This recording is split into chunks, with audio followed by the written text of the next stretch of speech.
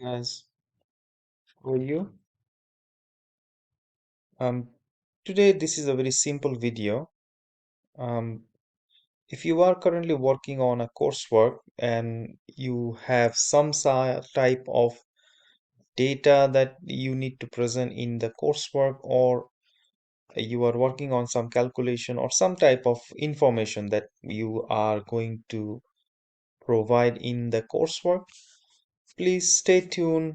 And I just want to share some tips that you can try, and it will help you to present the tables in a more professional way.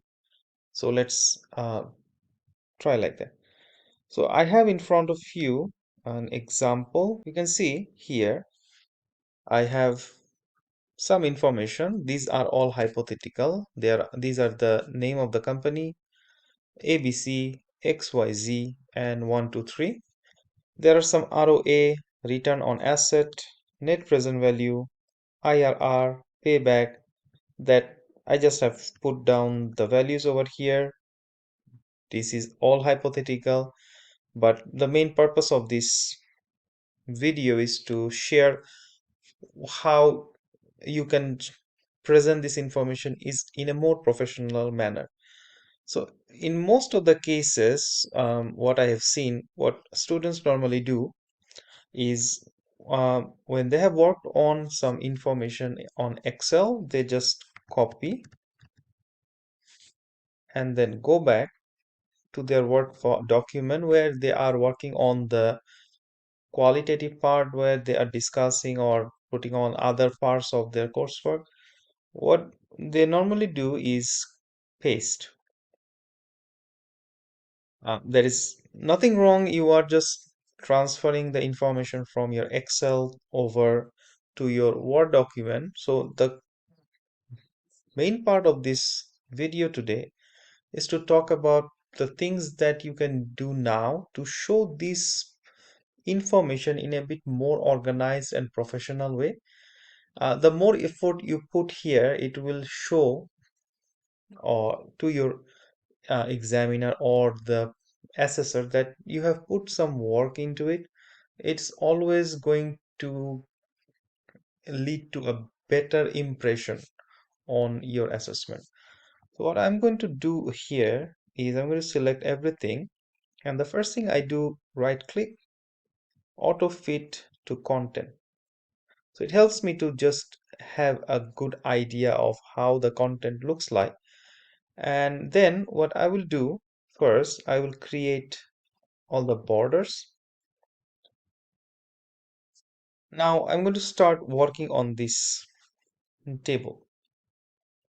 So first thing what I can do over here is, if possible, I can elaborate this abbreviation if I have space. So I can put return on. Okay. Inst Before I do this, let me just copy a file, to just copy a different version so that we can see how the two tables with the same information might look like pre and post edit. So this is pre-edit. This is going to be our post edit. So first thing first, we start by developing this border around it. Put some elaboration. This is return on asset. Let's see how it looks like. Net present rate of return. Okay, so we have all this information. Now it looks a bit more elaborative. Next thing what I can do is bring this information in the middle. Now the return on asset, all the figures are in percentage already. So what I can do is create another row and put a percentage over here, and remove all the percentages from here to show that all this information are in percentage. uh, these values I'm putting a comma, and I can put that these values probably are in dollar or in pound, so I'm just referring to this. It indicates all values are in pounds. Same thing, let us put this to show all the values over here, percentage. The payback is presented in year and month format, so I don't think we need to do anything over here. Okay, so what next to do? You see, we can bring this heading into the center, make it bold so that it highlights all the key information.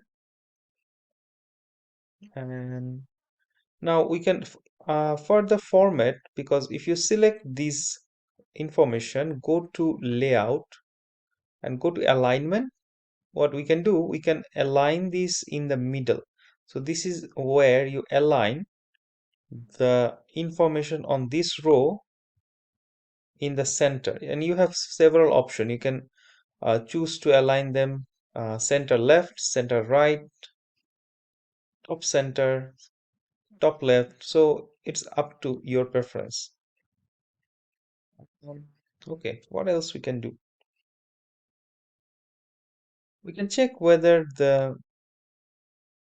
is any extra space anywhere that we can reduce. Over here everything looks good, but now you can see that there are some spaces which I think we can adjust. So I go for right click, auto fit to content, and it's not changing anything. So what I'm going to do, I'm going to go back, auto fit, fix column width, and then I'm going to try and readjust the margin. So I think that, yeah, the payback can be presented in this way. Then company name, I can reduce a bit of the space over here. Asset, net present value. So here we have this. So I'm not yet done. What we can do further, if you want, you can put a note over here. I can merge and provide a very simple note. So the note itself here, it is going to tell us a summary of what information we see over here. So before we put the note, we can also insert a row above, and we can provide a summary, the name of this table. For example, this is table 1, investment appraisal of selected companies. So what the note, and we can keep it bold. So the note itself can say table 1 provides a summary of financial information for 3 firms. There are 4 financial indicators available to take decisions on investment projects, and you can just try any type of notes. Finally, what I'm going to do, I'm going to remove the borders. I just only keep one line to make it a bit of simple look, and that's it. So I'm not sure, I feel that the post edit table looks way better, and I know that there are many things you can actually try and do. However, this is my simple edit and attempt to show you that don't just copy the Excel outcome that you have and place it in your coursework or in your assignment and submit.